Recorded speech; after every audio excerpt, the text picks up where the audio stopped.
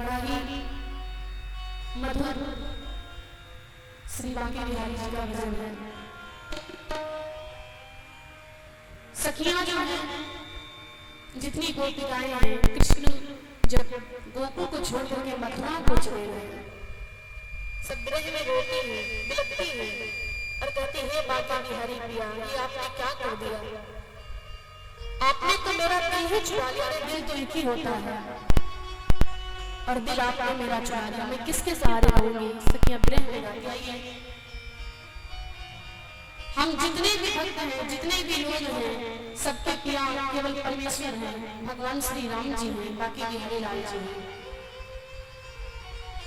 इस पिया के घर जाओ या ना जाओ काम चल सकता है, लेकिन उस पिया के घर आपको जरूर जाना पड़ेगा। इसलिए बहुत ही मधुर भजन है, ये सभी लोग मिलकर के गाएंगे भाव से। बोले सच्चे दरबार की जय। मेरे बांके बिहारी पिया,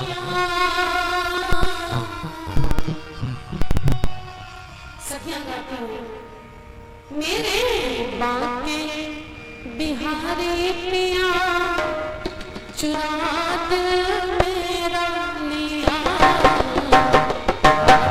बिहारी पिया चुरा दिल मेरा लिया, बिहारी पिया चुरा दिल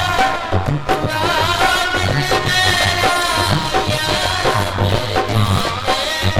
बिहारी पिया चुरा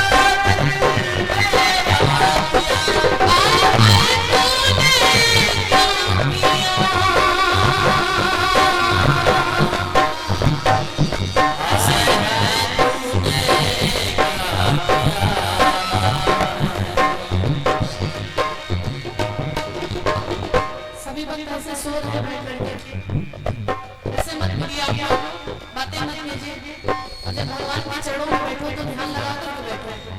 सभी भक्तों ने इस भजन को सुना होगा। आइए सभी लोग उठाएंगे हाथ, मेरे साथ में मिलकर के भाव सुनाएंगे।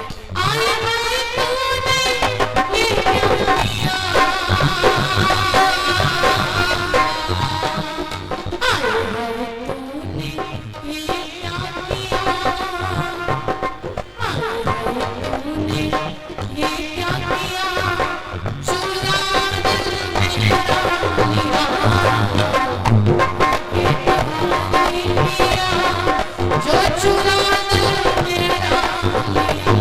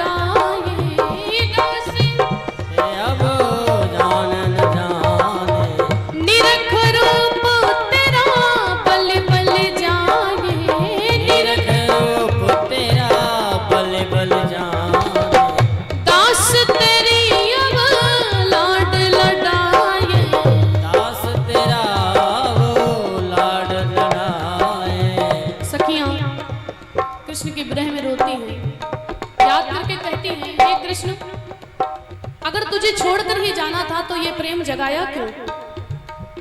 और प्रेम जगाने के बाद में तू छोड़ करके चला गया, ये तूने अच्छा नहीं किया है। बना के क्यों बिगाड़ा रे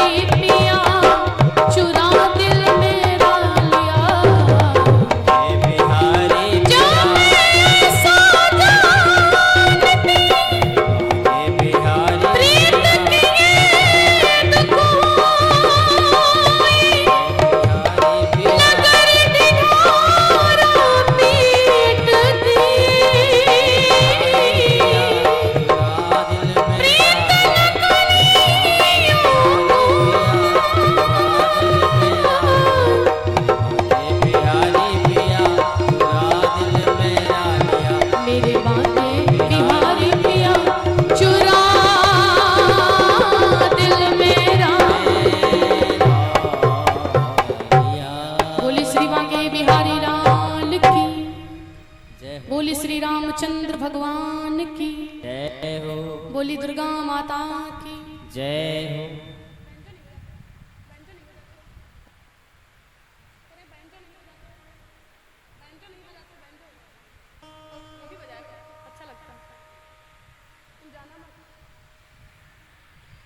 बोली सच्चे दरबार की,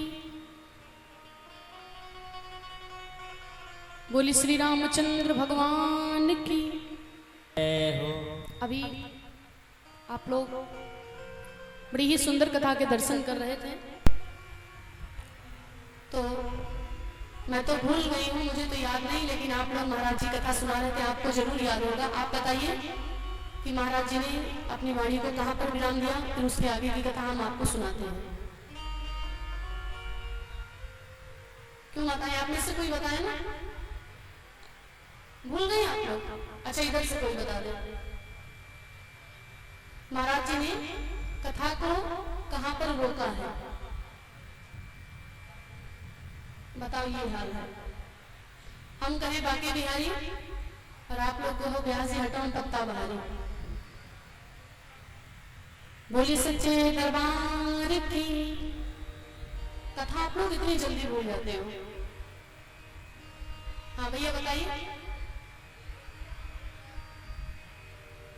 थोड़ा तेज बोलिए।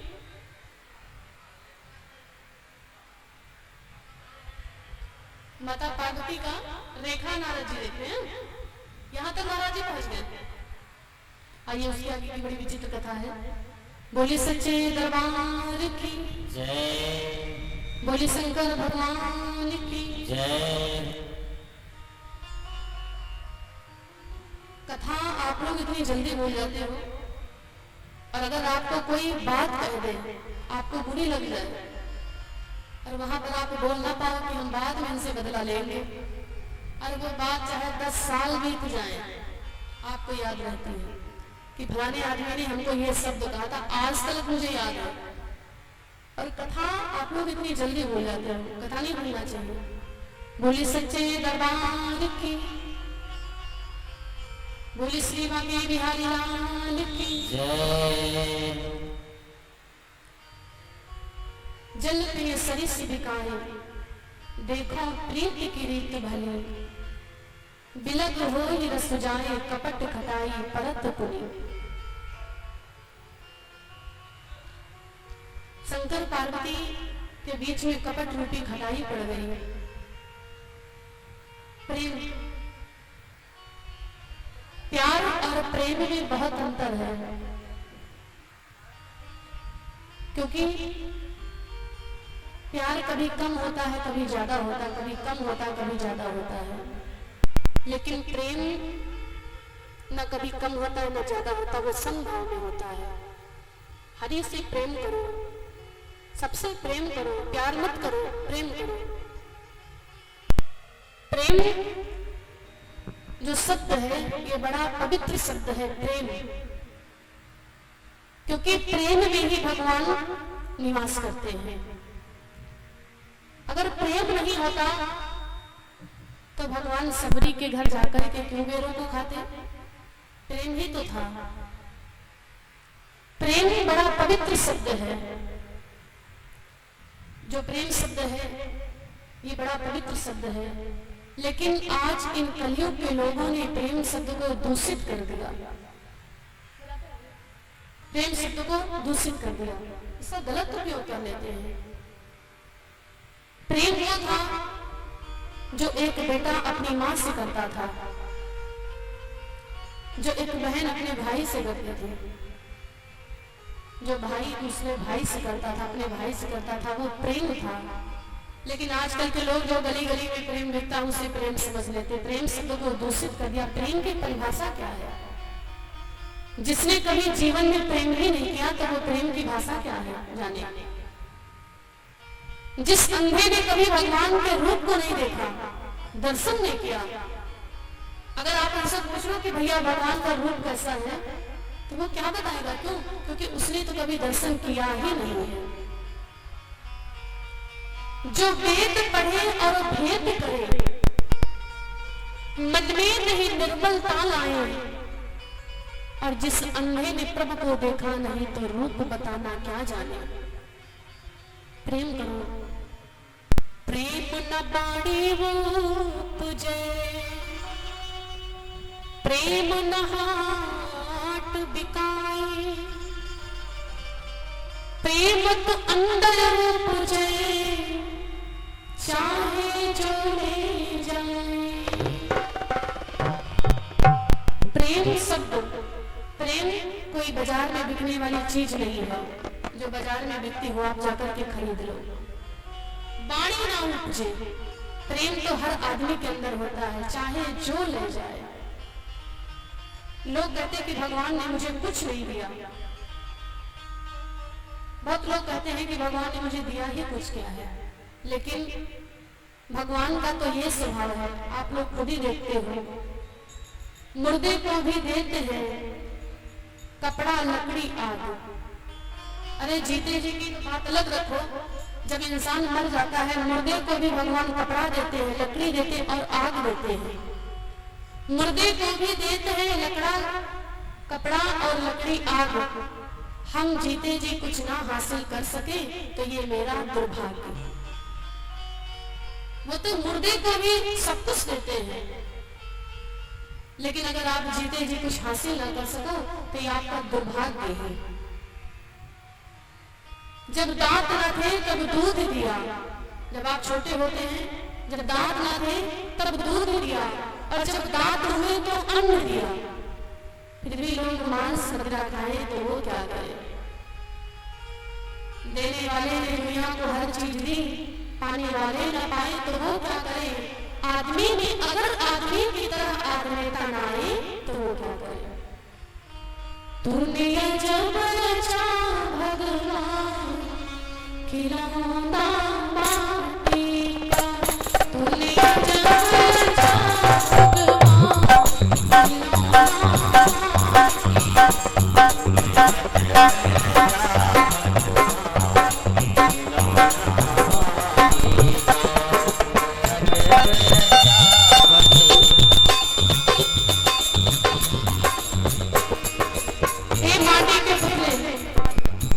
माटी के पुतले तुझे कितना गुमान है।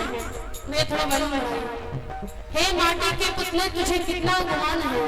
अरे क्या तेरी औकात है, क्या तेरी शान है। तेरे मरने के बाद तेरे कपड़े तक उतार लेंगे और फिर आपस में मिलजुल करके सब तेरी दौलत बांट लेंगे।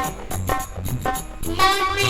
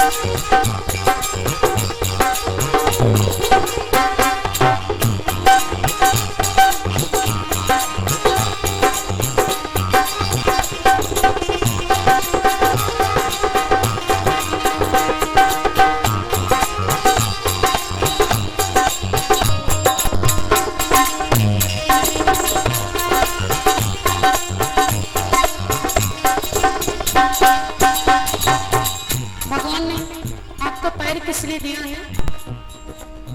पैर दिए हैं तीर्थ करने को, पैर दिए हैं तीर्थ करने को। भगवान ने आपको पैर दिया है तीर्थ यात्रा करने के लिए, दर्शन करने के लिए, मंदिर जाने के लिए। पैर दिया है तीर्थ करने को, पैर दिया है तीर्थ करने को। रिदम थोड़ा कम। और हाथ करे अब दान खिलौना माटी का, हाथ करे अब दान खिलौना माटी का।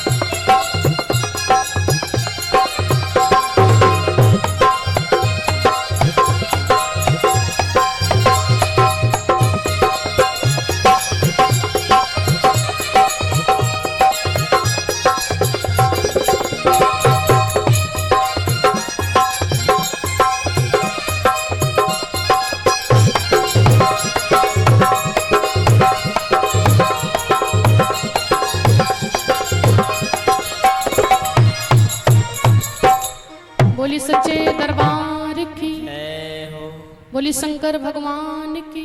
मैं थोड़ा माइक का वैल्यूम बढ़ा दीजिए। तूने अजब रचा भगवान खिलौना माटी का। सभी क्या हैं? माटी के खिलौने हैं। भगवान ने आपको इतना सुंदर रूप दिया। लोग कहते भगवान ने क्या दिया है? सब कुछ तो दिया है, हर चीज दिया है। भगवान का जो भी दिया हुआ सामान है वो सब अमूल्य है। भगवान ने इतने सुंदर हाथ दिए, इतने सुंदर पैर दिए, नेत्र दिए, कान दिए, हर चीज तो दिया है। और भगवान की दी हुई चीज अगर एक बार आपका पैर टूट जाता है, आप लाखों में रुपए लगा देते हो, लेकिन वो पैर आपका वैसा नहीं बन पाता है जैसा कि पहले रहता है। भगवान ने तो हर चीज दिया है।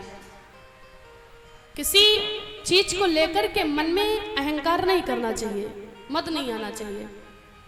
लेकिन आजकल का जो प्राणी होता है उसको अहंकार बहुत रहता है। भगवान ने अगर रूप दे दिया तो रूप का अहंकार हो गया, अगर बल दे दिया तो बल का अहंकार, परिवार दे दिया तो परिवार का अहंकार। मैंने तो देखा है कि कई लोग जिनको भगवान ने कार दे दिया, चरपहिया गाड़ी दे दी, तो वो बैठे अपने कार में हैं और उनको अपने कार पर अहंकार है, अपनी गाड़ी पर अहंकार है। रोड पर चलते हैं तो सोचते हैं कि ये मेरी गाड़ी है। कोई साइकिल से जाता, मेरे पास तो कार है ना। अहंकार कार पर करते हैं, गाड़ी पर करते हैं। अगर जरा से भगवान की नजर टेढ़ी हो गई तो वो कार तो बिल्कुल मिट ही जाएगी और आपका जीवन भी बर्बाद हो जाएगा। इसलिए ये न सोचो कि ये मेरा है, सब उसी का दिया हुआ अंश है। ईश्वर अंश जीव अविनाशी। क्या कहते हैं कि ईश्वर का अंश प्रत्येक जगह पर होता है, हर जगह पर ईश्वर का अंश है। चाहे जितना भी सूक्ष्म जीव क्यों ना हो, छोटा से छोटा जीव जिसमें जीव है उसमें ईश्वर का अंश है। खुद बताया, ईश्वर अंश जीव अविनाशी। मेरा निवेदन है सभी भक्तों से, जो लोग मछली खाते हैं, जो लोग मांस खाते हैं, जब ये बताया गया है कि ईश्वर अंश जीव अविनाशी, ईश्वर का अंश प्रत्येक जीव में है, तो जो लोग मछली खाते हैं, मछली को काट करके खाते हैं, और जब मछली को काट देते हैं तो उस मछली में भी तो ईश्वर का अंश है। क्यों नहीं है? क्योंकि उसमें जीव है। जितनी चीजों में जीव है उसमें ईश्वर का अंश है। और जब आपने मछली को खा लिया, मछली को मार दिया, तो ईश्वर को भी मार दिया, क्योंकि उस मछली में भी ईश्वर का अंश है। और फिर मार करके आप खा जाते तो ईश्वर को ही खा गए। ईश्वर के मार करके खाने के बाद में कितना भी भक्ति करो, कोई फल मिलेगा? नहीं मिलने वाला है। भगवान ने मछली क्यों बनाई? मछली तालाब में होती है, समुद्र में होती है। भगवान ने मछलियों को इसलिए बनाया है कि तालाब की जितनी भी गंदगी हो, तालाब में क्या होता, पूरे गांव का पानी जाता है, गंदा सड़ा जो भी होता है पूरा तालाब में जाता, पूरी गंदगी तालाब में जाती है। और जो मछली तालाब में होती है, मछली पूरी तालाब की गंदगी को साफ करती रहती है, वो खा लेती है।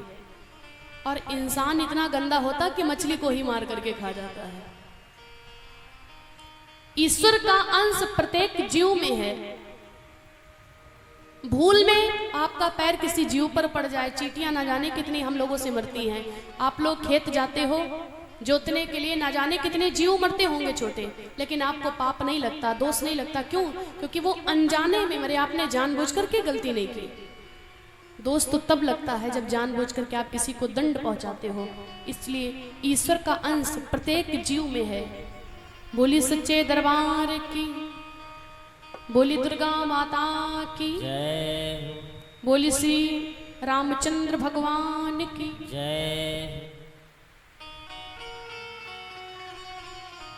शंकर जी ने अपनी समाधि को भी लगाया तो बाबा ने 1-2 वर्षों की समाधि नहीं लगाई, घोर समाधि लगा दी। हरि अनंत हरि कथा अनंता, कहाई सुनई बहुविध सब संता। भगवान की जो रामचरितमानस है, अगर आप इसको कहना चाहो तो 1 घंटे में खत्म कर दोगे, और अगर विस्तार से कहो तो अगर एक चौपाई को उठा लो तो पूरा समय निकल जाएगा, 7 दिन निकल जाएंगे, लेकिन इसकी आप व्याख्या नहीं कर पाओगे। हरि अनंत हरि कथा अनंता, कहीं सुनाई बहुविध सब संता। महाराज जी ने दिन में जो भी कथा सुनाई और मैंने भी आकर के वही सुनाई, आप लोगों को भी लगा नई तरीके से, क्योंकि हर वक्ता जो होता अपने तरीके से समझाता है।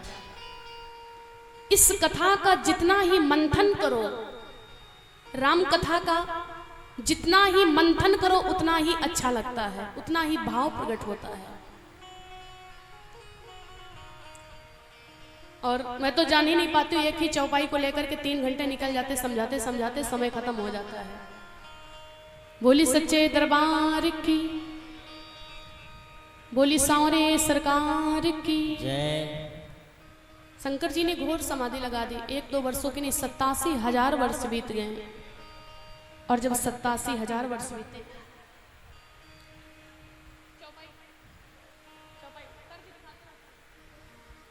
87,000 वर्ष बीतने के बाद में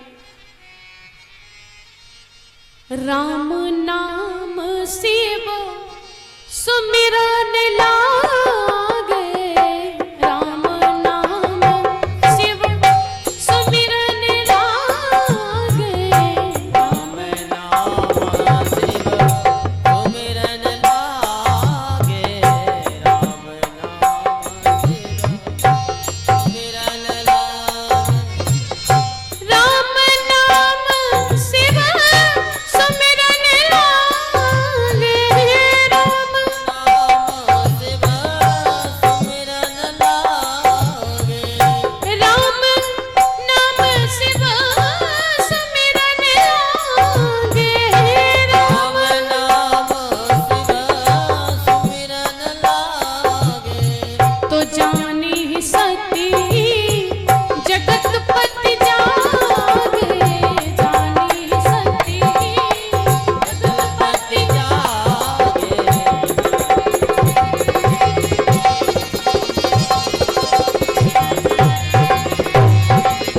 जय जय।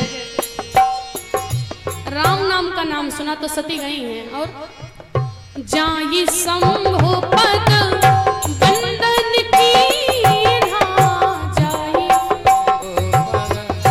बंदन कीना, जाई शंभु पद बंदन की जाई, बंदन कीना, तो सन्मुख आसन शंकर दीना, सन्मुख आसन शंकर कीना, सन्मुख आसन शंकर दीना, सन्मुख आसन शंकर दीना, सन्मुख आसन। राम नाम शिव सुमिरन लागे, तब जानी सती जगत पति जागे। यहीं पर ध्यान दीजिए, हर चौपाई में भेद छिपा हुआ है। सती के भगवान भोलेनाथ जी क्या हैं? ये इनके पति हैं। लेकिन सती ने ये नहीं कहा कि जानी सकी मेरे पति जागे, ये नहीं लिखा है। क्या लिखा? बोले जानी सती जगत पति जागे। सती जी को पता कि अब ये मेरे पति नहीं है। और मैया गई हैं, जाकर के जाई शंभ पद बंदन कीन्हा, जाकर के सती ने शिव के चरणों में प्रणाम किया। यहीं पर ध्यान दीजिएगा, हर वक्ता का कथा का समझाने का तरीका एक अलग है। और हर चौपाई को लेकर के जितना ही मंथन करो उतना ही आनंद आता है। सती जी गई हैं शिव के समक्ष में और जाकर के प्रणाम किया है। तो प्रणाम करने के बाद में शंकर भगवान ने सती को बैठने के लिए स्थान कहाँ दिया है? सन्मुख वासन शंकर दीना। सती जी शंकर जी की कौन है? अर्धांगिनी है, पत्नी है। पत्नी कहीं भी बैठे, चाहे पूजा पाठ में बैठे, चाहे हवन इत्यादि में बैठे, पत्नी हमेशा पति के वाम भाग में निवास करती है। है ना। आमने सामने तो पत्नी और पति दोनों बैठते नहीं हैं। पूजा पाठ भी होता तो क्या कहते, गांठ बांध करके वाम भाग में पत्नी बैठेगी, ये पत्नी का स्थान होता है।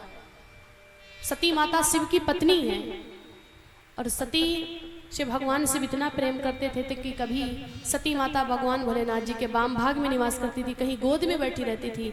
लेकिन आज बाबा ने सती को बैठने के लिए स्थान कहाँ दिया? बोले ये नहीं कहा कि देवी तुम वाम भाग में बैठो। क्यों? क्योंकि वाम भाग में पत्नी का स्थान होता है। गोदी में भी नहीं बिठाया। कहा बाबा ने कहा देवी तुम सन्मुख बैठो, सन्मुख वासन शंकर दीना, यहीं पर वेद छिपा है।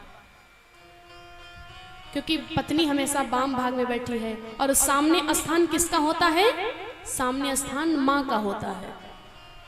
शिव को पता है कि अब ये मेरी पत्नी नहीं है, क्या है, इन्होंने सीता का वेश बना इसलिए मेरी माता हो गई, इसलिए इसको हम वाम भाग में स्थान नहीं दे सकते हैं। सन्मुख आसन शंकर दीना, बोले देवी तुम मेरे बगल में मत बैठना, वाम भाग में मत बैठना। क्यों? तुम सामने बैठो, सामने स्थान मां का होता है। और शिव ने सती को मां के रूप में स्वीकार कर लिया। आमने सामने दोनों बैठ गए। सती ने राम को जब शिव को देखा तो सती माता की आंखों से झरझर करके आंसू बहने लगे। बहुत दुख हुआ। क्यों? क्योंकि बाबा ने तो त्याग कर दिया, इनको माता कह दिया है। शंकर ने जब सती को देखा तो शिव को दया आ गई, क्योंकि भगवान भोलेनाथ जी जो हैं इनको दया भी बड़ी जल्दी आती थी और इनको क्रोध भी बड़ी जल्दी आ जाता था। भोले बाबा इनका एक नाम है, भोले बाबा कहते हैं, ये बड़े भोले हैं। शिव की माया अपरंपार है। एक बार कोई चोर चोरी करने के लिए शिव जी के मंदिर में पहुंच गया। ध्यान से सुनिएगा। एक चोर था एक गांव में, बहुत चोरी करता था। और वो चोर, एक दिन की बात है, गांव के बगल में शिव जी का मंदिर था तो मंदिर में चला गया चोरी करने के लिए। अब जैसे मंदिर में घुसा तो चोर चारों तरफ देखने लगा ऐसे ऐसे करके कि क्या चुराए, कुछ मिला नहीं। भाई दुर्गा माता का मंदिर होता तो कुछ ना कुछ तो मिल ही जाता। मैया के कान में कुंडल थे, आभूषण, छत्र, बहुत सामान चढ़ता है। लेकिन वो शिव जी का मंदिर था। अब शिव जी के मंदिर में केवल शिवलिंग रखी हुई थी, वो भी जाम थी। अब वो कैसे क्या करे बेचारा? रुई, अगरबत्ती, धूप बत्ती, माचिस यही था। सोच लगा क्या करूं, कुछ समझ में नहीं आया। लेकिन वो चोर था ना, वो चोरी करेगा जरूर।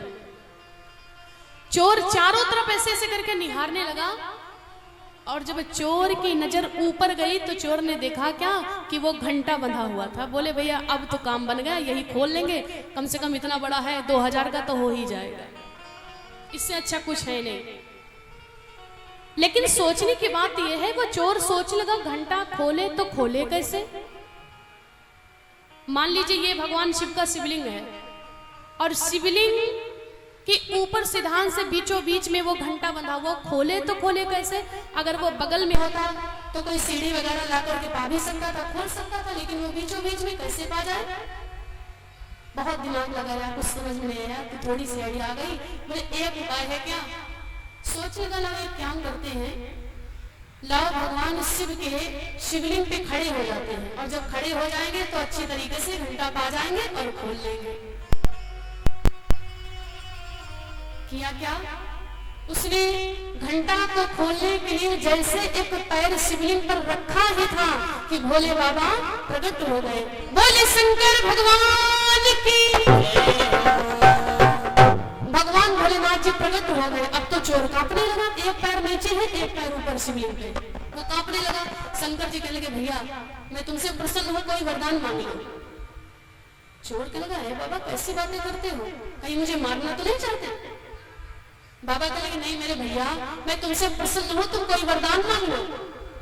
चोर कांपने लगा, बाबा मुझे क्षमा कर दो और वरदान में कुछ नहीं चाहिए, मैं तो चोरी करने के लिए आया था।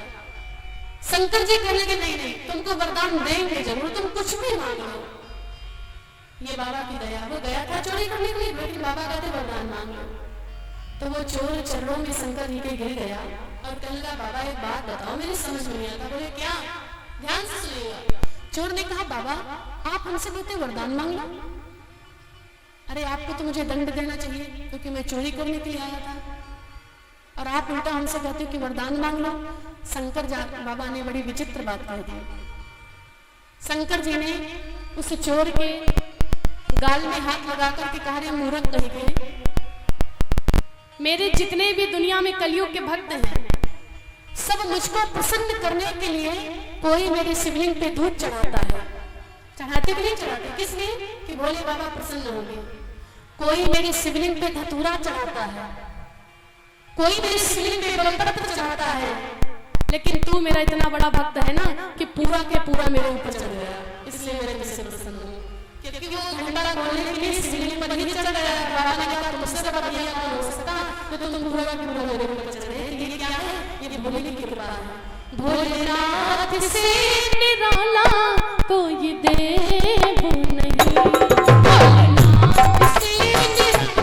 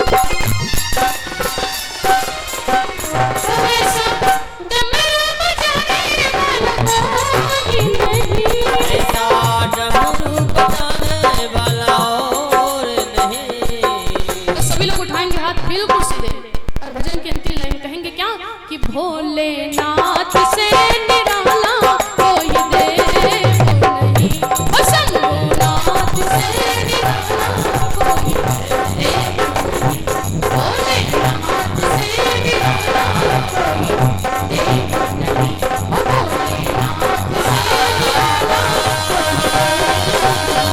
ओ शंभुनाथ से निराला भोलेनाथ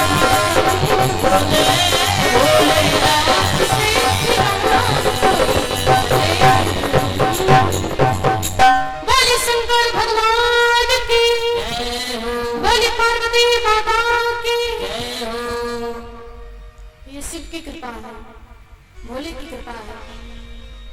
भगवान भोलेनाथ जी को दया बड़ी जल्दी आती थी। सती के दुख को देख करके भगवान का दिल पिघल गया। भोलेनाथ जी सोचने लगे कि सती को बड़ा दुख है, और अगर इनको दुख है, हम ये तो कर नहीं सकते हैं कि अब इनको फिर से हम पत्नी के रूप में स्वीकार कर लें, क्योंकि जो अब करम सती सन प्रीति तो मिटई भगत पति हो ही अनीति। इनको अब हम पत्नी के रूप में स्वीकार नहीं कर सकते हैं, ये दुख दूर नहीं किया जा सकता है। हाँ, लेकिन एक उपाय है। क्या? बोले लाओ भगवान की हम कथा सुनाएं, और जब कथा सुनाएंगे तो इनका दुख अपने आप कम पड़ जाएगा। कथा सुनने से दुख कम पड़ता है। आपको कितना भी दुख क्यों ना हो, चाहे जितने दुखी हो, चाहे घर से जितना भी परेशान हो, अगर किसी संत के पास में आप जाते हैं कि बाबा मुझे समझा दीजिए, महाराज मुझे समझा दीजिए, गुरु जी मुझे समझा दीजिए, तो संत आपको जब समझाता तो आपको बड़ी शांति मिलती है। और जब आप दुखी हो, घर से परेशान हो, व्याकुल हो, किसी सहाबी के पास में पहुंच जाओ तो आप और ज्यादा आपका मूड खराब कर देगा। जब दुख सताए, गम सताए, तो बाबा के दरबार में आ जाया करो। क्यों?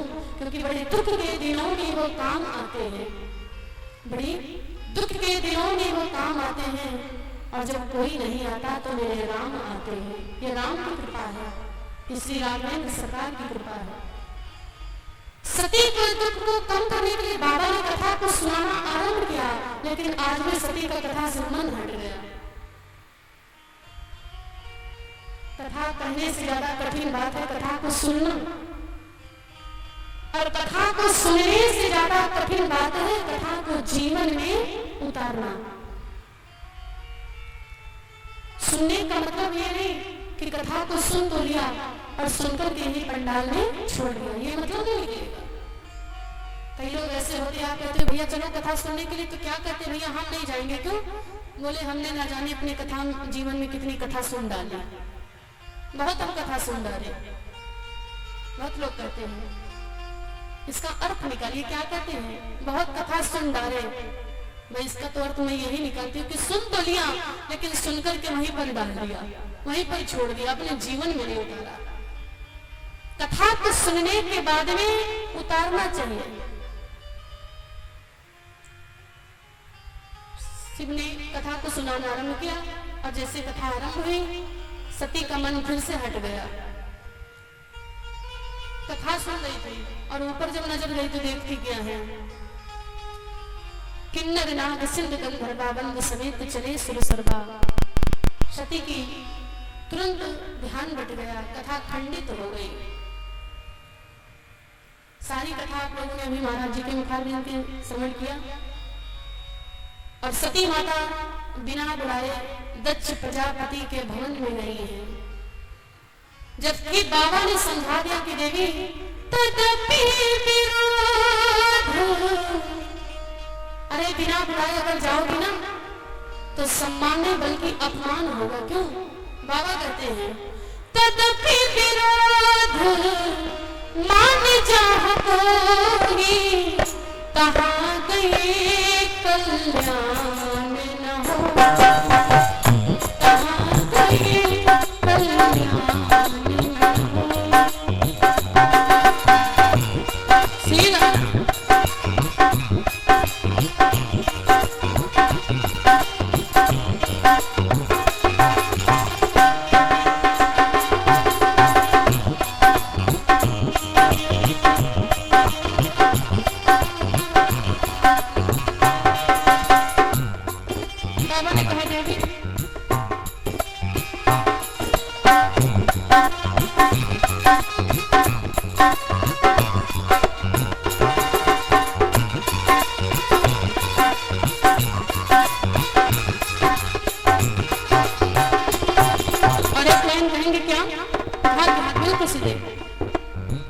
संकट हमारा कैसे कटेगा, संकट हमारा कैसे कटेगा, तुम न सुनोगे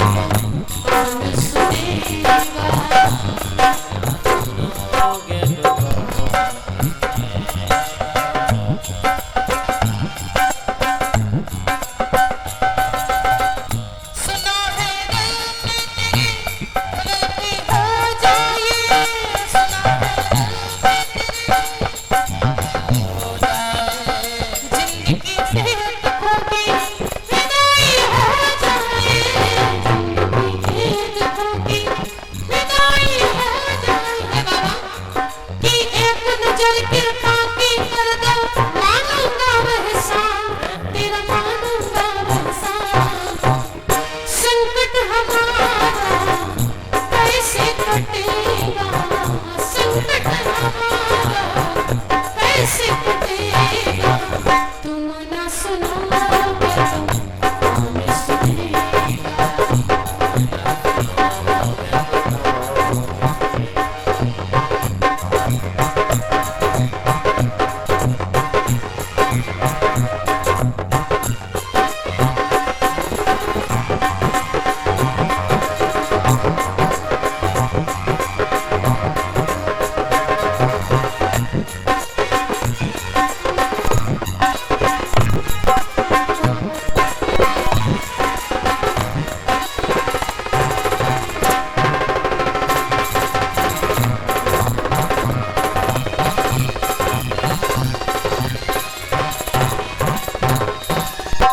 बोली सच्चे दरबार की। सती माता कहेगी स्वामी आप क्यों नहीं जाओगे? बाबा ने कहा देवी दक्ष सकल निज सुता बुलाई और हमारे उबैर तुम हो बिसराई। जो तुम्हारे पिता दक्ष प्रजापति हैं उन्होंने सिर्फ हमको छोड़ दिया है और बाकी उनकी जितनी भी कन्याएं सबको बुला लिया। मैया ने कहा क्यों?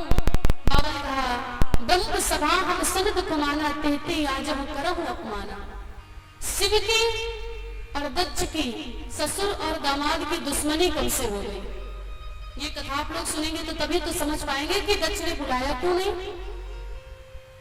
भाई दुनिया दारी जितने भी रिश्तेदार थे लागे लगाए कि दक्ष ने सबको बुला लिया लेकिन शिव को छोड़ दिया।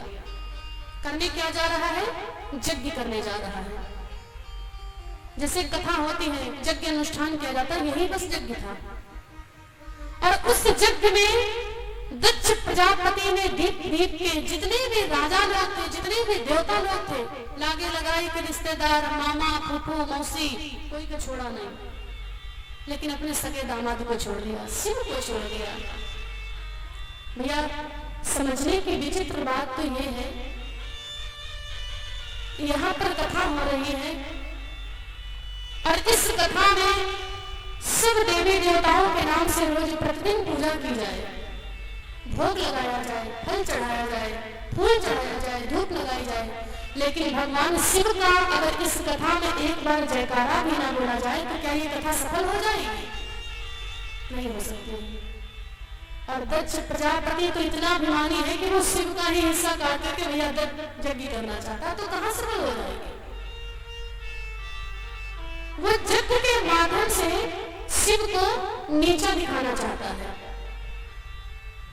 लेकिन व्यासपीठ की तरफ से मैं दावा लेती हूं, अगर आपके मन में ये भावना है कि हम फलाने आदमी को नीचा दिखाने के लिए कथा करवाएंगे या फलाने आदमी को हम नीचा दिखाने के लिए यज्ञ करेंगे, तो वो यज्ञ हो चाहे वो कथा हो कभी सफल नहीं हो सकती है। अगर मन में ये बात है कि हम उस आदमी को नीचा दिखाने के लिए करेंगे, क्यों? ये किसी को नीचा दिखाने के लिए नहीं की जाती है, ये सबका जन जन का कल्याण करने के लिए कथा की जाती है।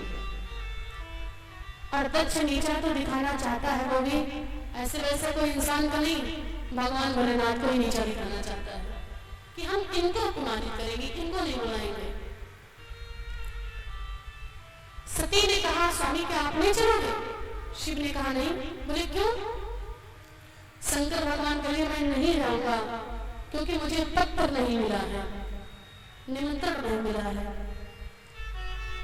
सती माता कहने लगी स्वामी कोई बात नहीं, मेरी इतनी बहनें थी।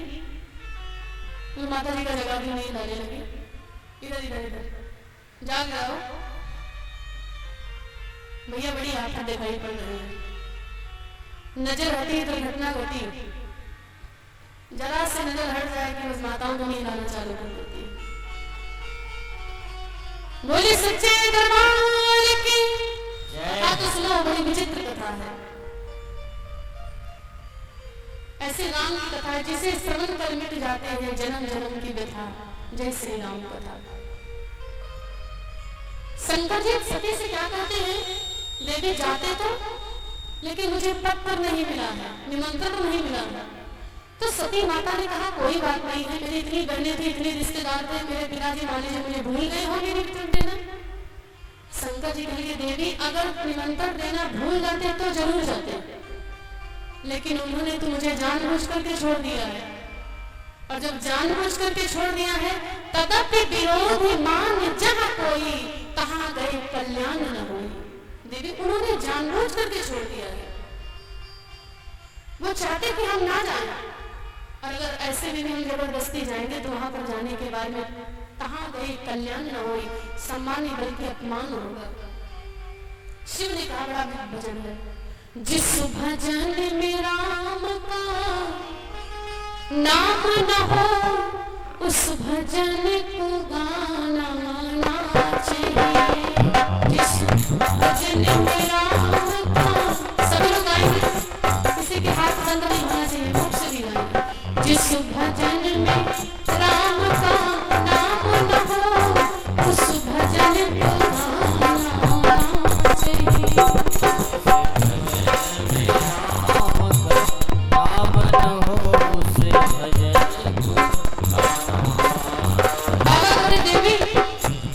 जिस भजन में राम का नाम न हो, उस भजन को गाना चाहिए।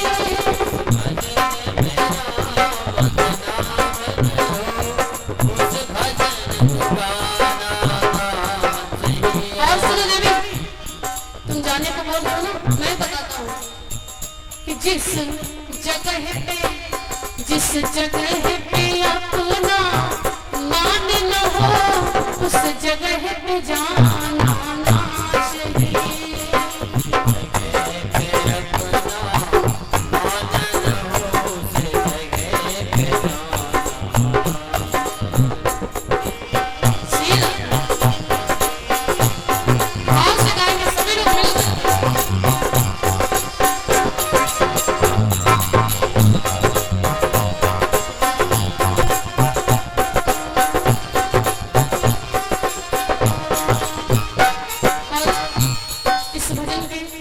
शब्द को ध्यान से सुनेगा।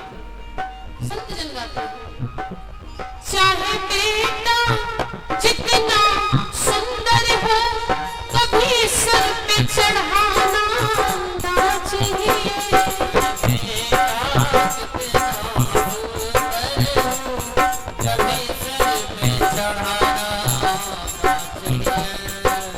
आपका बेटा चाहे जितना सुंदर हो, चाहे जितना सुशील हो, चाहे जितना आज्ञाकारी हो, लेकिन बेटे को इतना प्यार दुलार मत दो कि वो बर्बाद हो जाए।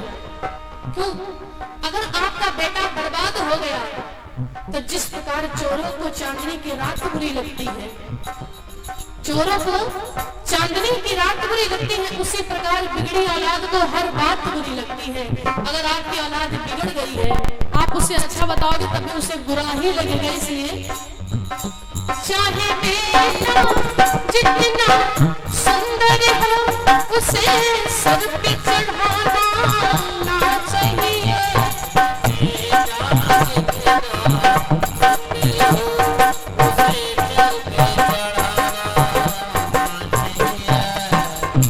चाहे बेटी हो चाहे बेटी जितनी लाडली हो, घर घर में बनाना चाहिए।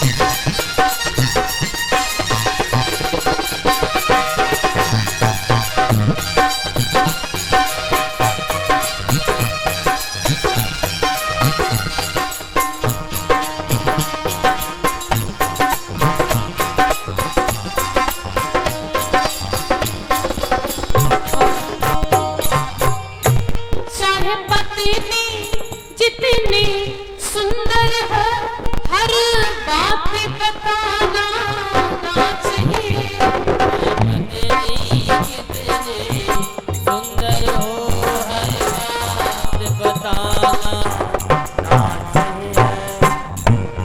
इस लाइन को सुनकर के ना जाने कितने भैया लोगों का जीवन संवर गया।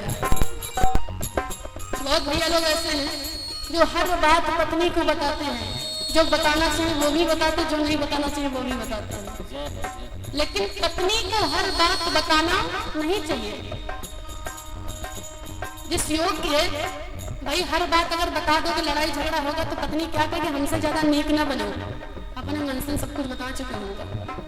इसलिए पत्नी को हर बात नहीं बताना चाहिए। आजकल के लोग करते क्या है, पत्नी को हर बात बता देते हैं और अपने सगे भाई से हर बात छिपा लेते हैं। ऐसा नहीं करना चाहिए।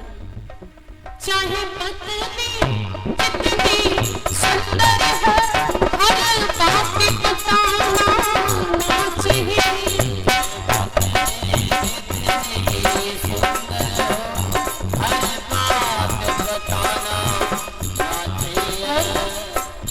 चाहे भाई ओ चाहे भाई जितना बैरी हो, कोई बात छिपाना ना चाहिए।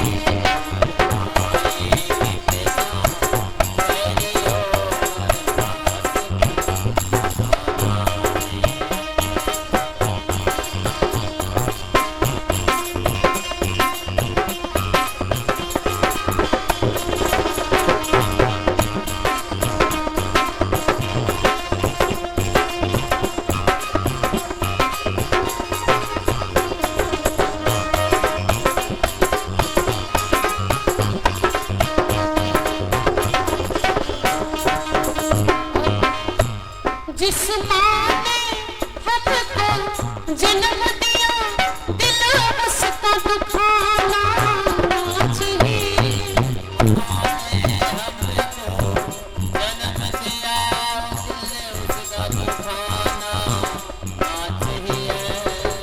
जिस माँ ने हमको जन्म दिया उस माँ का कभी दिल नहीं दुखाना चाहिए। क्यों? क्योंकि इस माँ की दुआ कभी खाली नहीं जाती।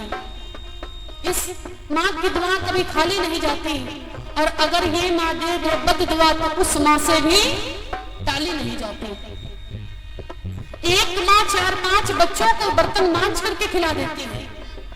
जब छोटे छोटे होते हैं, ध्यान से सुनिएगा, एक माँ 4-5 बच्चों को बर्तन मांझ करके खिला देती है। लेकिन आज इस कलयुग में 4-5 बच्चों से एक माँ पानी नहीं जाती। जब माँ बूढ़ी हो जाती है, 5 बच्चे हैं, उस माँ को अलग कर देते हैं। ये दुर्भाग्य है। जिस माँ ने हमको जन्म दिया, दिल उसका दुखाना चाहिए।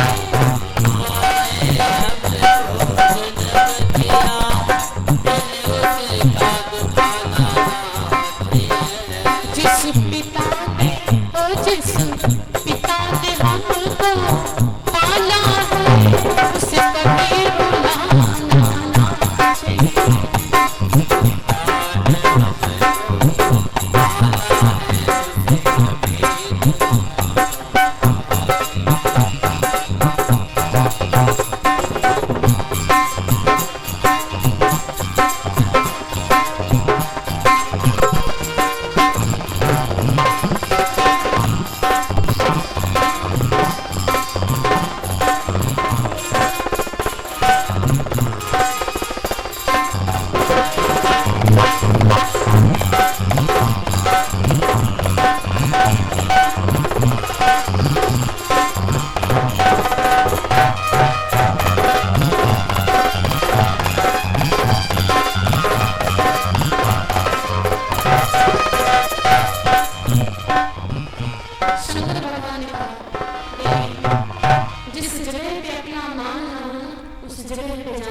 ना चाहिए।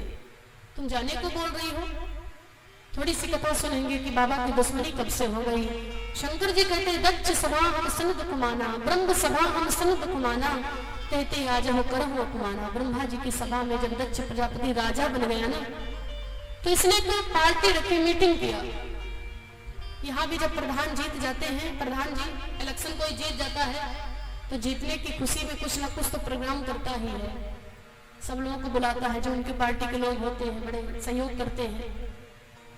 वैसे ही जब दक्ष प्रजापति को राजा बनाया तो उसने भी एक मीटिंग रखी और उस पार्टी में जितने देवी देवता लोग थे ना सबको बुलाया दक्ष ने। शिव को भी बुलाया था, जो शंकर जी हैं इनको भी बुलाया था। क्यों? ये तो सगे दामाद, इनको तो बुलाएंगे ही। सब लोग आ गए। ऐसे ही मंच लगा है, सब लोगों के बैठने के लिए सामने कुर्सियां पड़ी हुई है। दक्ष को आने में कुछ समय लग गया। सब देवी देवता लोग बैठे, शिव जी भी बैठे हैं कुर्सी पर आसन लगा करके। दक्ष के लिए वो सिंहासन पड़ा, दक्ष को आने में कुछ समय लग गया तिलक चंदन करने के लिए। तो शिव ने मन में सोचा कि अभी ससुर जी को तो थोड़ा सा समय लग जाएगा, फिर बैठ करके हमको बात करना पसंद नहीं है कि गुपचुप गुपचुप करना चालू कर दे। क्या करें, लाओ तब तक के भगवान का हम ध्यान लगा लेते हैं, कुछ न कुछ संकीर्तन हो जाएगा। शंकर जी ने भगवान श्री राम के चरणों में ध्यान लगा दिया और जैसे ध्यान लगाया तो बाबा इतना लीन हो गए कि दक्ष प्रजापति आ गया और दक्ष को देख करके दक्ष का सम्मान करने के लिए जितने देवी देवता लोग बैठे थे ना सब अपने स्थान को छोड़ करके खड़े हो गए, कुर्सी को छोड़ करके खड़े हो गए। क्यों? क्योंकि एक सम्मान है। जब कोई टीचर अपने क्लास में जाता है तो जितने भी विद्यार्थी लोग होते हैं वो तुरंत खड़े हो जाते। क्यों? ये सम्मान है।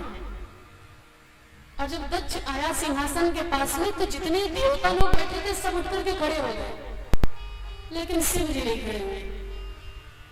शंकर जी उनका अपमान थोड़ी न करना चाहते हैं, ऐसा नहीं है, लेकिन शंकर जी तो भैया समाधि में लीन हो गए, ध्यान में लीन हो गए, उनको कोई बताए तब ना वो खड़े हो जाए। जितने लोग सब खड़े हो गए लेकिन बाबा जी बैठे रह गए, शिव जी बैठे रह गए। और जैसे दक्ष की नजर पड़ी, आहा, वो तो वैसे भी इतना क्रोधी था, अभिमानी था, दक्ष के शरीर में आग लग गई। ये अभिमानी है। और मैं आपको बताती, जो अभिमानी व्यक्ति होता है, चाहे वो राजा हो, चाहे इलेक्शन कोई जीते, चाहे प्रधान हो, चाहे बीडीसी, चाहे डीडीसी, कोई भी हो, अभिमानी व्यक्ति की सबसे बड़ी एक पहचान होती है।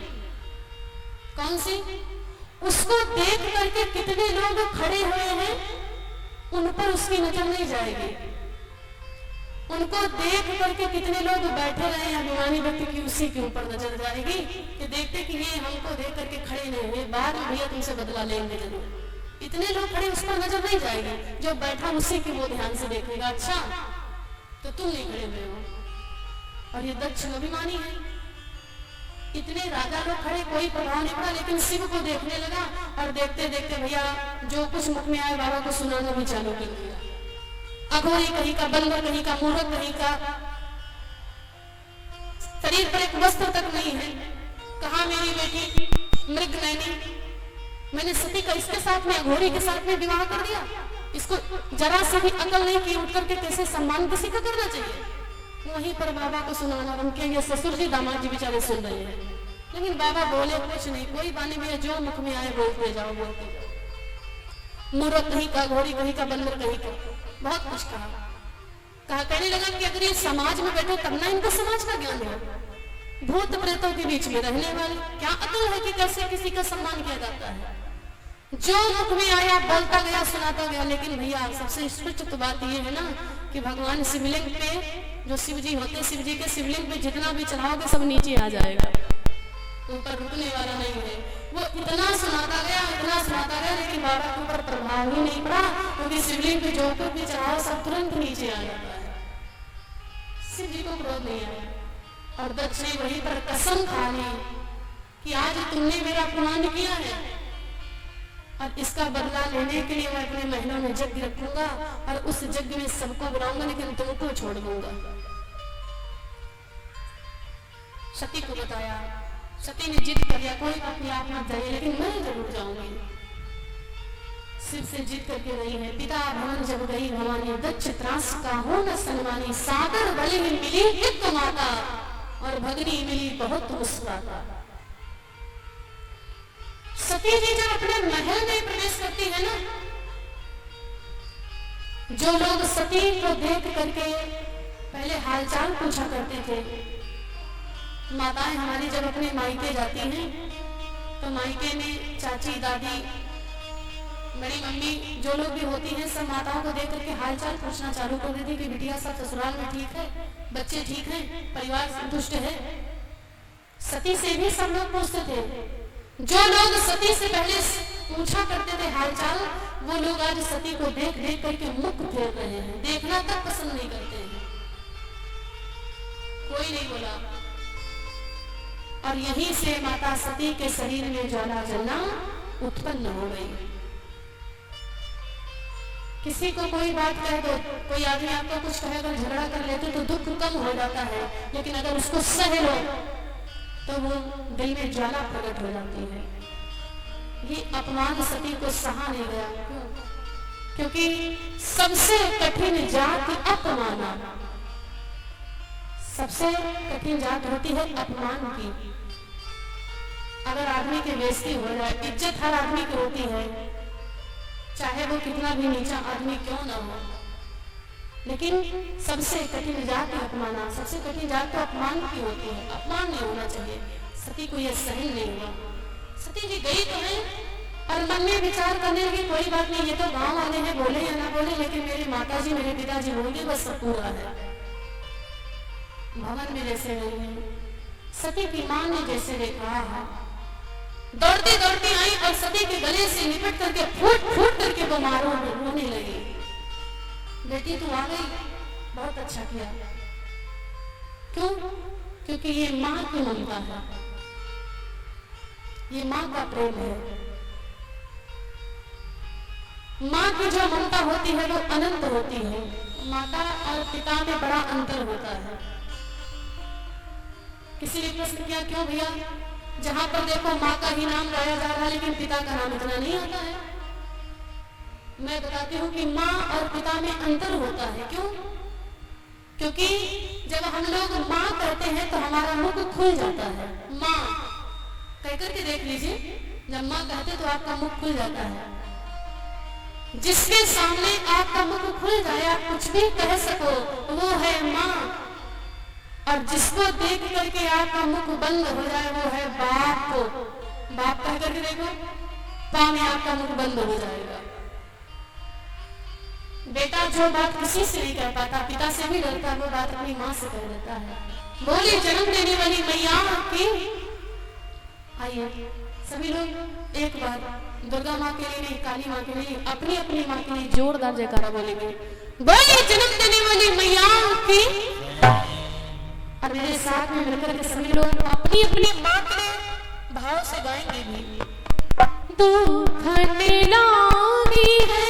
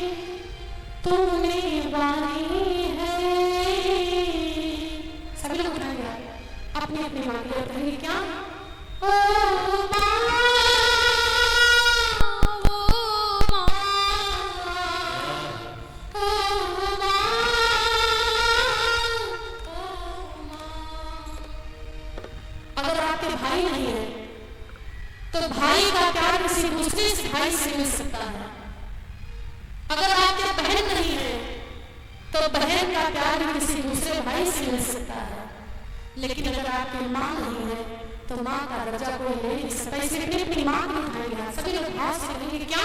तो कितनी अच्छी है, तो कितनी भोली है, तो कितनी अच्छी है, तो कितनी भोली है। सभी लोग अपनी अपनी माँ के लिए, जो अपनी माँ से जितना प्रेम करते हैं उतनी तेज गाएंगे। मैं चाहूंगी तो सभी लोग उठाएंगे और तेज आवाज में कहेंगे क्या? तू कितनी अच्छी है, तू कितनी भोली है, तू कितनी। भाई थोड़ा सा वैसे बढ़ा दो अपनी अपनी माँ के लिए, किसी के लिए अपनी माँ के लिए। तू कितनी अच्छी है, तू कितनी भोली है, प्यारी प्यारी है।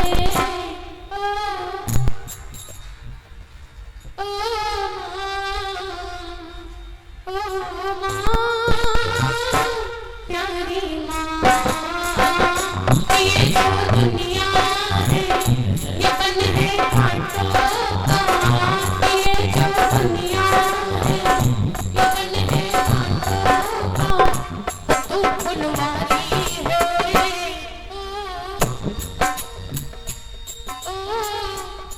केवल माँ गाना है, जोरदार आवाज में कहेंगे क्या?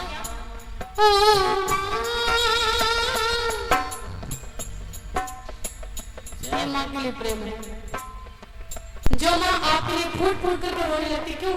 बेटा जो बात किसी से नहीं कर पाता वो बात अपनी माँ से आकर के कह देता है। अपनी अपनी बात में सभी लोग आएंगे, क्यों?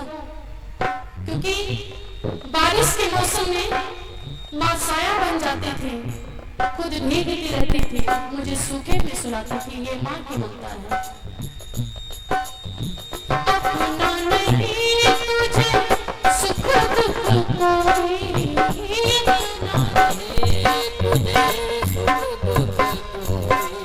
ये माँ कभी अपने बारे में नहीं सोचती है कि मुझे सुख है कि दुख है। इसकी ये ममता होती है कि अगर बच्चे को हंसते देखती तो हंसने लगती है और बच्चे को रोते देखती तो रोने लगती है। अपना नहीं तुझे सुख दुख कोई, अपना नहीं तुझे मैं मुस्काया तो ये मुस्काई, मैं मुस्काया ये मुस्काई, मैं रोया ये रोई, मेरे हंसने पे तो मेरे रोने पे, मेरे हंसने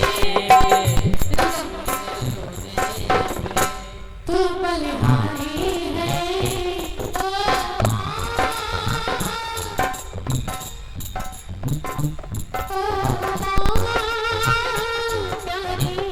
बोले जन्म देने वाली मैया की हाथ उठा करके भाव से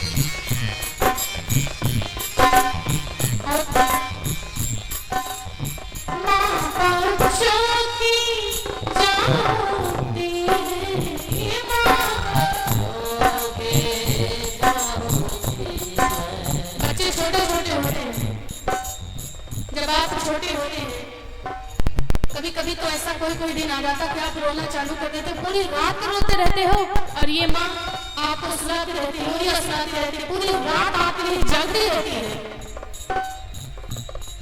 और ये माँ जब बूढ़ी हो जाए और जब ये बीमार पड़ जाए, आपको एक दिन के लिए माँ के लिए जागना पड़ जाता है, तो आप लोग इतना नाराज होते हैं कि पूछो ना।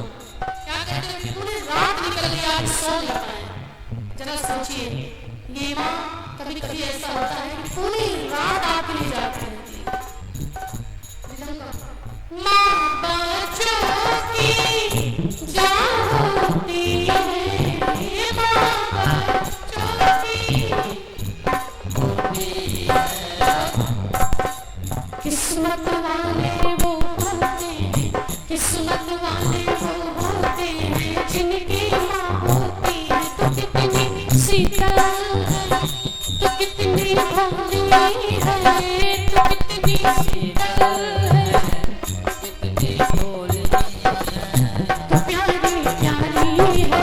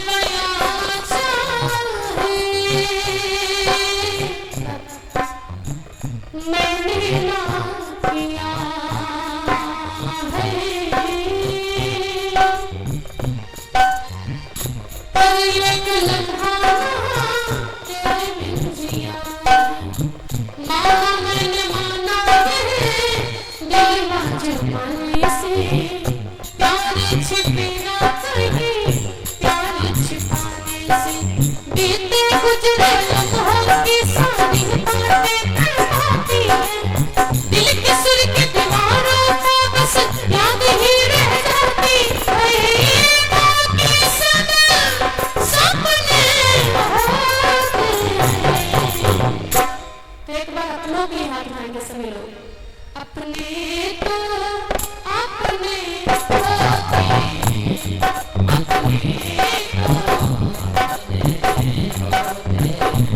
एक संग दिल लगाए, एक संग लगाए, एक संग प्यार निभाए, एक संग प्यार निभाए। बीते गुजरे लम्हों की सारी बातें तड़पाती है। दिल के सुर की दीवारों पे बस याद ही रह जाती है।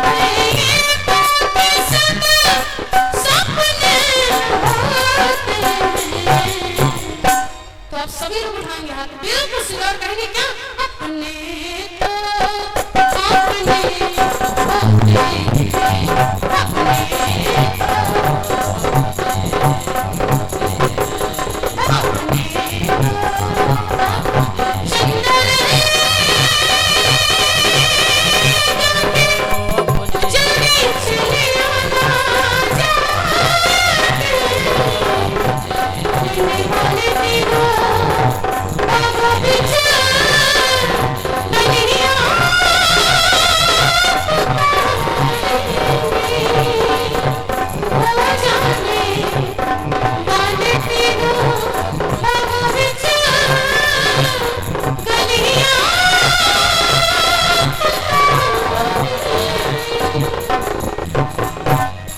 बोली सच्चे दरबार की, बोली सारे सरदार की, बोली श्री रामचंद्र भगवान की। मैया ने बड़ा प्रेम किया है। भगनी मेरी बहुत मुस्कुराता, बहनें जो है मजाक करने लगी। दक्ष प्रजापति ने जैसे सती को आते हुए देखा, दक्ष को लगा जैसे पूरा बदन जल गया है। सती ने कहा पिताजी आप बताइए कि आपने सबको बुला लिया लेकिन मुझे क्यों छोड़ दिया? और जब ये कहा तो दक्ष प्रजापति ने कहा रे सती, मैंने तुम्हारे पति को छोड़ दिया तो तुम ही क्या करने आ गई हो, क्यों आई हो? ये बात माता को बर्दाश्त नहीं हुई और मैया को क्रोध आ गया। सभी माताएं बैठी हैं, बस आरती आप लोग लेकर ही जाएं, प्रसाद को लेकर ही जाएं, क्योंकि कथा का फल तभी मिलता है जब आप लोग आरती और प्रसाद को लेकर के जाते होंगे। बोली सच्चे दरबार की, बोली दुर्गा माता की। सती मैया मन में सोच लगी कि दक्ष प्रजापति तुमने मेरे पति का अपमान किया है, इसलिए मैं तुम्हारे इस यज्ञ को संपूर्ण होने नहीं दूंगी। और मैया गई है, यहाँ पर हवन हो रहा होता है, सब देवी देवताओं के नाम से धूप अगरबत्ती सब कुछ लगा हुआ है, लेकिन शिव के नाम से कहीं पर एक धूप बत्ती तक नहीं थी। सती को क्रोध आ गया। सती मैया गई है और उस वन के पास ले जाकर कहते सुनो सभापति सकल मुनिंदा, कहीं सुनिए कि शंकर ने लिया, तुम जितने लोगों ने भगवान आराध्य शिव का अपमान किया है, तुम सब लोगों को तुरंत ही अति शीघ्र ही फल मिलेगा। और सती को क्रोध आ गया। सती माता कहने लगी दक्ष प्रजापति तुमने मेरे पति का अपमान किया है, इसलिए मैं इस यज्ञ को तुम्हारे संपूर्ण नहीं होने दूंगी, संपूर्ण होने नहीं दूंगी। और इतने में मैया ने अपने बाम करके अंगुष्ठ से थोड़ी सी पृथ्वी को खुरेद लिया और माता सती के शरीर से ज्वाला उत्पन्न हो गई। सती का शरीर जलने लगा, जबकि ध्वंस हो गई। नंदी और भृंगी दौड़ते दौड़ते हुए बाबा अनंत हो गया। माता सती ने तो शरीर का त्याग कर दिया। शिव को क्रोध आया और भगवान शिव ने तुरंत अपनी जटाओं को पटक दिया। वीर और भद्र दो वीर उत्पन्न हुए और बाबा ने कहा जाकर के दक्ष प्रजापति की शीश को काट लो जिससे उसका यज्ञ विध्वंस हो जाए। वीरभद्र आए हैं और दक्ष की शीश को काट लिया और यज्ञ खंडित हो गई, नहीं संपूर्ण हुई, सफल नहीं हुई। क्यों? क्योंकि इसने शिव को नीचा दिखाने के लिए यज्ञ किया था। संपूर्ण कैसे हो सकती है? सती माता का शरीर जलते जलते भस्म हो गया। रामचरित मानस में गोस्वामी जी दर्शाते हैं मरत सती हरिसम वर मांगा, बोले जन्म जन्म से पदयान रागा। सती ने मरने के समय में केवल भगवान शिव से नहीं मांगा है, मरत सती हरि, हरि माने भगवान विष्णु और हर माने भगवान भोलेनाथ, हरि का हरि लिखा है। भगवान विष्णु से वरदान मांगा कि मैं जब जब भी धूम पर आऊं तो हमेशा भगवान शिव की अर्धांगिनी ही बनकर के आऊं। और इधर देवी भागवत में भाव मिलता है, सती के मृतक शरीर को भगवान शिव लेकर के बिलख रहे हैं, रो रहे हैं। और जब भगवान विष्णु ने देखा तो विष्णु जी को दया आ गई, कहने लगे भोलेनाथ जी इस शरीर को मुझे दे दो और इसको मैं जीवित कर दूंगा। बोले पृथ्वी पर लिटा दो। भगवान शिव ने माता सती के शरीर को पृथ्वी पर लिटा दिया और भगवान विष्णु ने तुरंत चक्र सुदर्शन छोड़ दिया। उस चक्र सुदर्शन से माता सती के शरीर से 51 टुकड़े हुए, 51 खंड हुए और सती माता का जो अंग जहां पर गिरा उसी के नाम से वो देवी विख्यात हो गई। ये देवी भागवत में भाव मिलता है। सती माता का जहां पर नयन गिरे वहां पर नैना देवी उत्पन्न हो गई, जहां पर नाभि गिरी वहां पर पूर्णागिरी मैया उत्पन्न हो गई। इसी प्रकार से माने जितनी भी देवियां हैं दुनिया में ये सब माता सती के शरीर से ही उत्पन्न हुई है। बोली सच्चे दरबार की जय। मरत सती हरि सब वन मांगा, जन्म जन्म शिव पद अनुरागा। सिया राम सिया राम जय जय राम, सिया राम सिया राम। तेहि कारण हिम गिरिग्रह जननी पार्वती तन पाई। सिया राम सिया राम जय जय राम, सिया राम सिया राम। अब सब जाओ देव घर रामा, चढ़ चढ़ फुला के मान सिया रामा।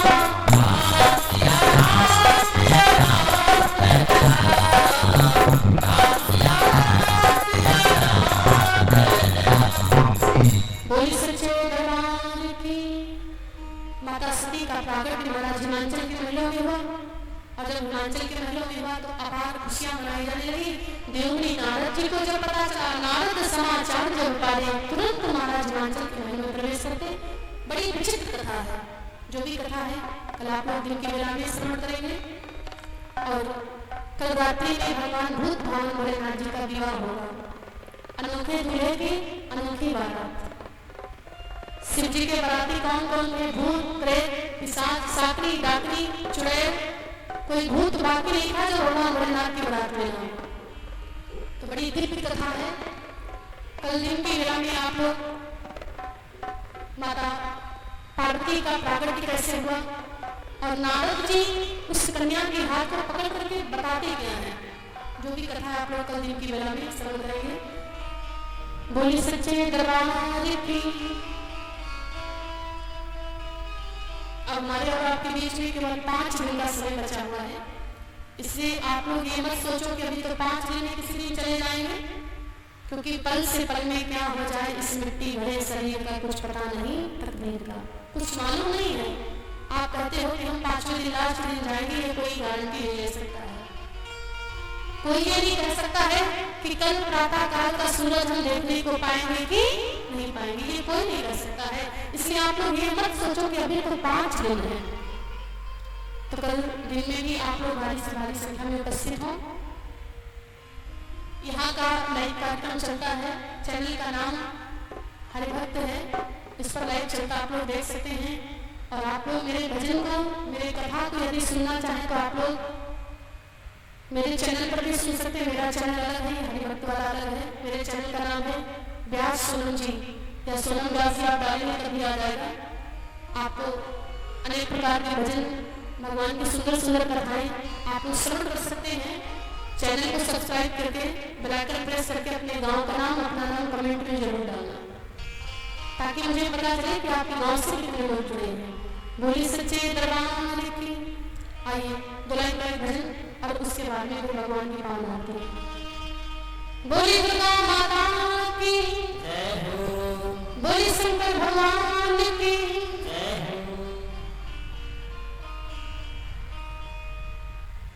तू ही मेरे रामाजी,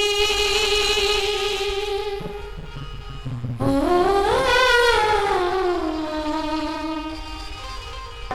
तू ही मेरे रामाजी, तू ही परिवार है। श्याम तेरे भरोसे मेरा परिवार है।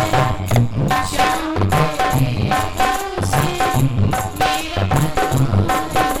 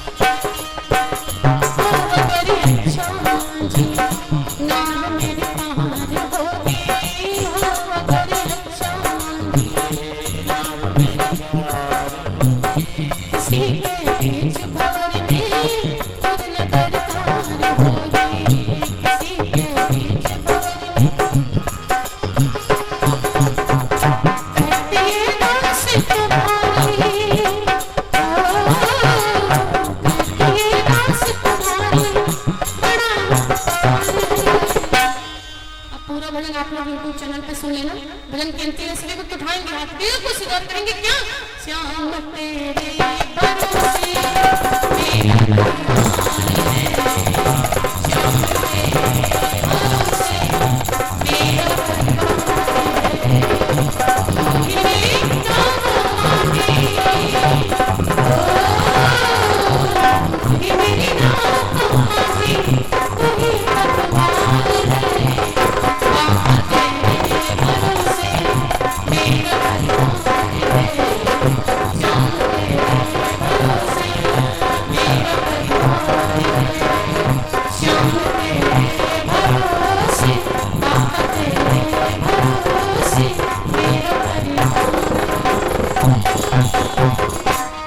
श्री राम जी भगवान की, बोली सारे सरकार की, आज के आनंद की, यज्ञदातार की, व्यासी महाराज की।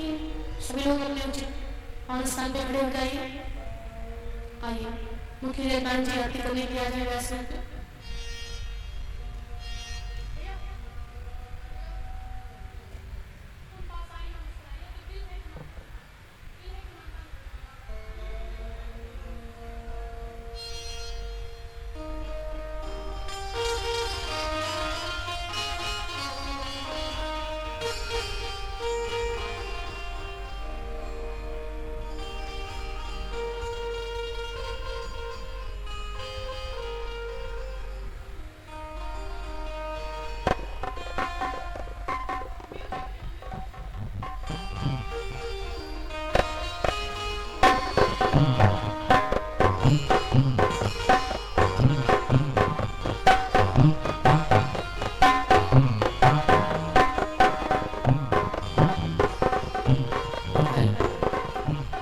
बोली सच्चे दरबार की।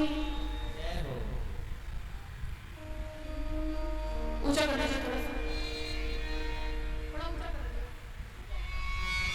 हे राज राम तेरी आरती